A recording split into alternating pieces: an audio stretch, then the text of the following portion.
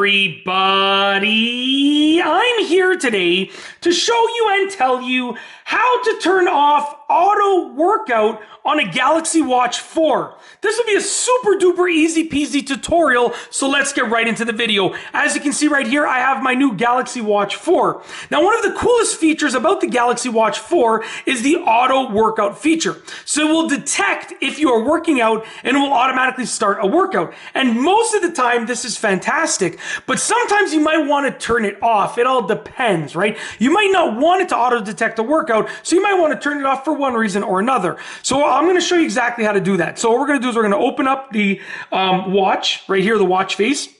We're going to swipe up to access our apps, and we're going to go into the settings app because we want to access the settings.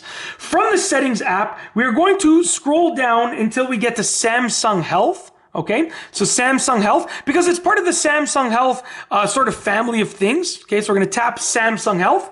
And then if you look right here, it says auto detect workouts. So we're going to tap that because we are dealing with the auto detection of workouts. Now you can turn off specific activities. So let's say I didn't want it to automatically detect walking or running. I could turn that off. Right?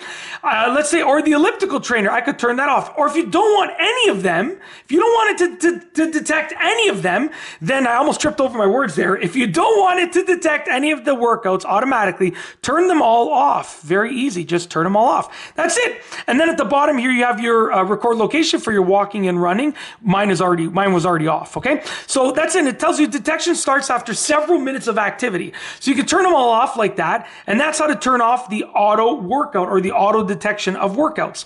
That's it. If you like this video, please be sure to give it a thumbs up. Let me know what you think down below as a comment. And of course, be sure to subscribe for more great videos just like this one.